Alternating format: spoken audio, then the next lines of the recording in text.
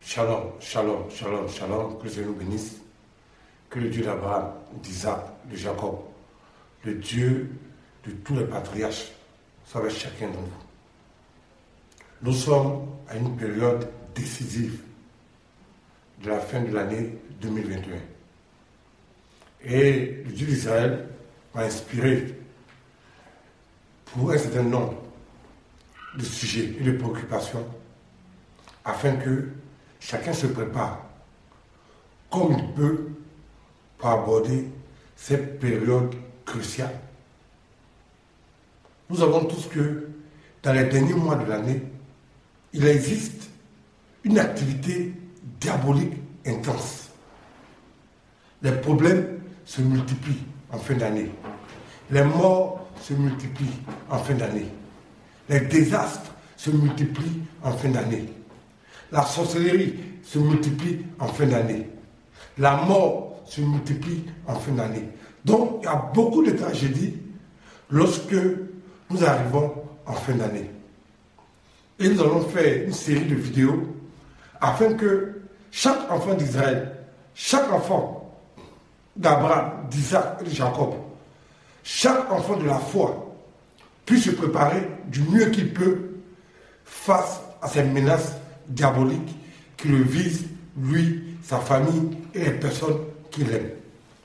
Aujourd'hui, nous parlerons de la franc-maçonnerie. La franc-maçonnerie qui est un organisme, une société secrète puissante qui gère les nations. Elle est implantée partout dans le monde. Elle est d'une puissance redoutable. Ça me fait rire lorsque il y a certaines personnes qui prennent la franc-maçonnerie comme s'il s'agissait d'une ONG du quartier. Ils prennent la franc-maçonnerie comme un club de football, quelque part là. La franc-maçonnerie est une organisation puissante et qui a de véritables pouvoirs de destruction. Voilà pourquoi aujourd'hui, nous verrons quels sont les véritables secrets de la franc-maçonnerie. Ne vous y trompez pas. La franc-maçonnerie, elle est puissante. Et elle dispose de pouvoirs réels. Ce n'est pas comme dans nos églises, quelqu'un est rassasié, il est content ce matin-là, il dit que non, Dieu lui a donné des pouvoirs, Dieu lui a donné des dons. C'est du coup n'importe quoi. Les francs-maçons ne sont pas des fanfarons. Les francs-maçons ne sont pas des plaisantins. Parmi les francs-maçons, il y a des chefs d'État, des chefs des organismes internationaux, des hommes d'affaires, toute la crème de la société des nations. Autrement dit, il n'y a pas de va-nu-pied dans les francs-maçons. Il n'y a pas de vauriens dans les francs-maçons. Dans nos églises, il y a des vauriens. Dans nos églises, il y a des va-nu-pieds. Mais chez les francs-maçons, ça n'existe pas. Parce que les francs-maçons ont un pouvoir terrible. Et ils recrutent parmi les meilleurs.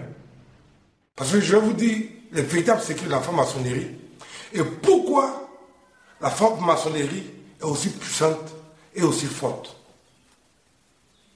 La première chose à savoir, c'est que les chrétiens sont responsables de la création de la franc-maçonnerie. Tout ce que les gens vous racontent dans les livres, sur Internet, ce n'est que du pipeau. C'est archi faux. Parce que la franc-maçonnerie a pris naissance du milieu des chrétiens.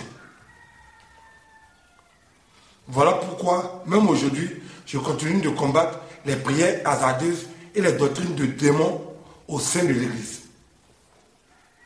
Je vais vous faire un petit résumé rapide de la création de la franc-maçonnerie et quels sont les pouvoirs de la franc-maçonnerie.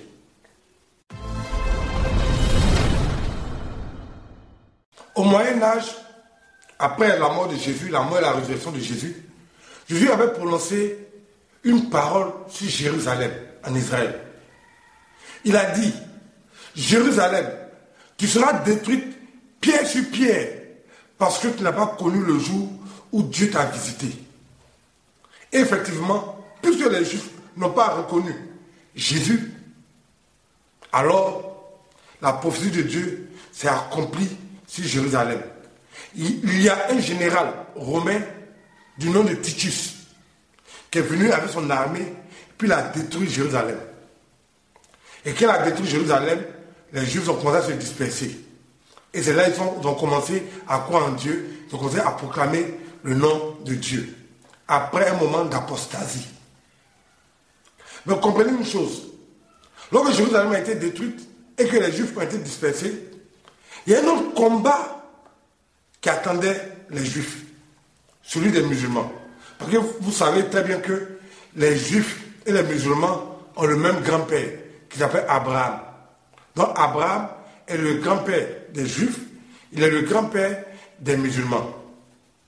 Il est le père d'Isaac, qui est le père de tous les croyants chrétiens, et il est le père d'Ismaël, qui est le père aussi de tous les musulmans. Donc Abraham est le père des deux religions, de l'islam et du christianisme, de l'islam et du judaïsme. Les juifs et les musulmans ont une pratique en commun qu'on appelle les évocations.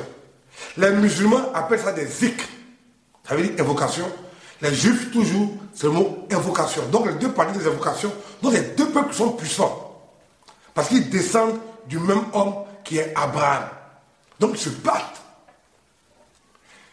Et au Moyen-Âge, les Juifs ont été en faiblesse parce qu'ils n'étaient pas nombreux. Et les musulmans étaient très nombreux et ils ont envahi Jérusalem. Et c'est là que l'Église catholique va rentrer en jeu dans ce conflit. Depuis la France, depuis l'Angleterre, depuis l'Allemagne, un peu partout en Europe, il y a des chrétiens catholiques. Il y a des chrétiens catholiques qui sont organisés pour venir soutenir les Juifs et délivrer Jérusalem. Ce groupe de chrétiens-là, on les appelle les Templiers. Donc, ils sont venus, ils sont partis à Jérusalem, ils ont combattu pour délivrer Jérusalem. Beaucoup de chrétiens catholiques sont morts en combattant pour le royaume de Dieu. Beaucoup de catholiques ont donné leur vie pour sauver Israël. Voilà pourquoi Dieu ne va jamais abandonner l'Église catholique. Voilà pourquoi Dieu va toujours soutenir l'Église catholique. Parce qu'ils ont donné leur sang pour sauver Jérusalem.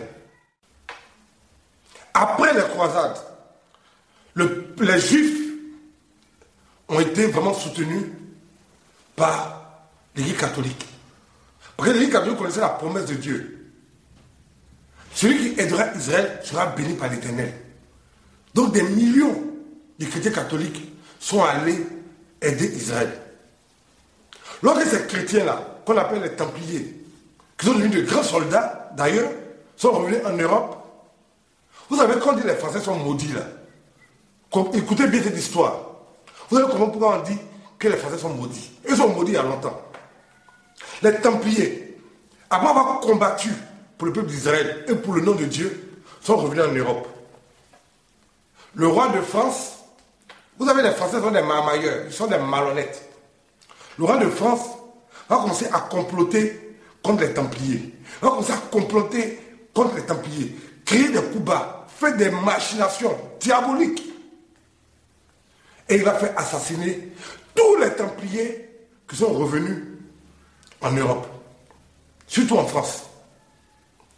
En une seule nuit, pendant qu'il dormait dans le sommeil du Seigneur, il a envoyé ses hommes, des lâches, assassiner ces chrétiens catholiques-là, qui ont donné leur vie pour Jérusalem. Quelques-uns ont pu s'échapper. Il y a d'autres qui ont fui, ils sont partis en Allemagne. Il y a d'autres qui ont fui, ils sont partis en Angleterre. Mais lorsqu'ils partaient à Jérusalem, ils ont eu accès aux connaissances du peuple juif.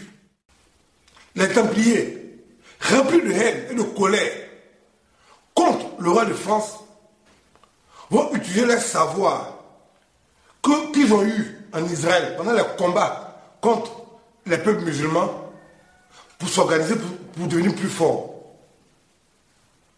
Et c'est là que deux grandes organisations mystiques vont naître. La Rose-Croix et la Golden Dawn. Deux zones mystiques extrêmement dangereuses et extrêmement puissantes.